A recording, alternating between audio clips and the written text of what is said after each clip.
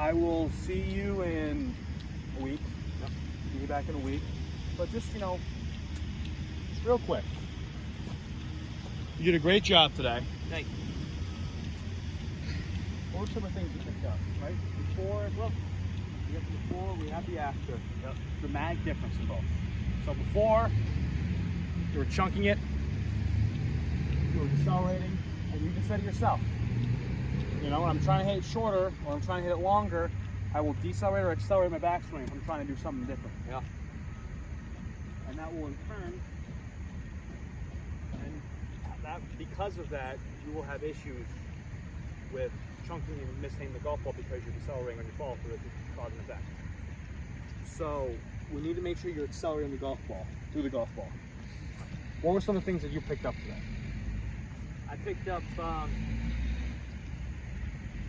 the big thing was just making sure if I fall through long in the back. That means I'm accelerating. Fall through long in the backswing, yep.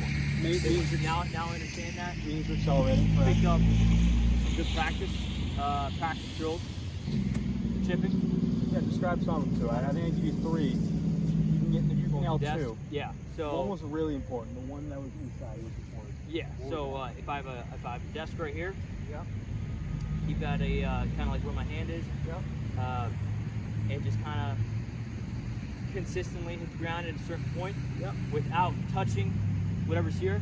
Yep. Hand or the desk. Yep. And you're going fast too. Yeah. It's not for you to accelerate. You got to go fast. Yeah. Right? You got to go fast, back and forth. Right. That's a big thing. Yeah. Using it with a desk, something that would potentially cause some slight damage to your club. Another one. Put on the little wrist. Done with the phone. That See works that too. Yeah. So like just kind of having my phone here. If I go back far enough, it's gonna hit my phone. If you go, mess up go my to the swing. side. If you go back too far, you might hit yourself. Right. Right. Right. If you keep it short. And now it's not saying that you're not supposed to go back far enough because you will eventually have to. But just another little checkpoint for your shoulders. Just kind of helping out muscle memory. Yep. Knowing how to start and stop your shoulders. Yep. Knowing how to accelerate. Spin that feeling down. That's another good one. What about when you're like practicing on the greens? We'll get some more we'll do some more practice recommendations. We'll document some more of that stuff when we do the full swing lesson next week. We can document some more practice full swing recommendations, stuff you can do in the doorways and whatnot. There's a lot more to do there.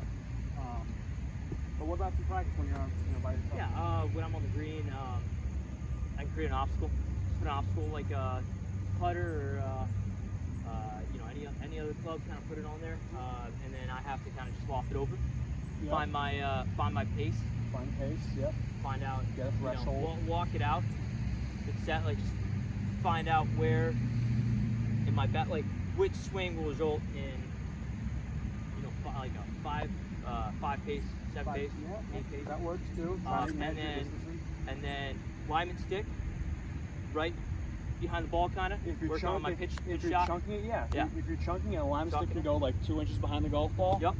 Force you to come a little more steeper on it. Right. If you're not, right. You can keep it up, and then if you similarly though, if you're blading it, right, put the alignment stick in front of the golf ball. Yeah. And try and hit the ground behind the alignment stick. Focus on hitting the ground behind the alignment stick.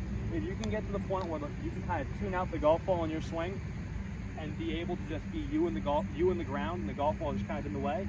You and the ball, just the ball like gets in the way. You're hitting the ground, like I'm hitting the ground right at that grass leaf. And I just focus on that. The ball just gets in the way. You can do anything you want like that. That's big. So yeah, a couple things you learned there. Those are really important, obviously. We want to make sure that we're seeing all the details when we're out there. It's a lot to cover. Again, 30 handicap. He's right on the borderline of being a beginner golfer. But he's right there. And he possesses the necessary skills. You possess the necessary skills to improve. Like you said, you got really good, really fast in chip shot. Right. Again, that's another cue of someone who's clearly been around the game for a while, someone who's improving, and someone who strives to be better. A lot of beginner golfers, it's not that they take a while to learn because they don't have the capability to learn. It's not true. It's because they're not familiar with the game enough to the point where what I'm talking about, they can comprehend. So the fact that you can comprehend it, I think, makes you well inside the intermediate range. you just can't find you just haven't been scoring. Yeah, right. And short game's been a big issue of that. Yep. And we'll get to full swing next lesson. Yep.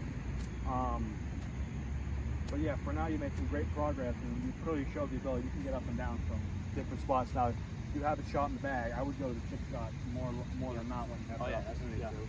Don't be afraid to bump into hills. I do it all the time. You smash into the hill, let it pop up, and roll on the green. That works too. Play with that. Have fun with it. And yeah, any final thoughts? See you next week. Thank you. Thank you, See you man. next week. Appreciate it. Appreciate it. It's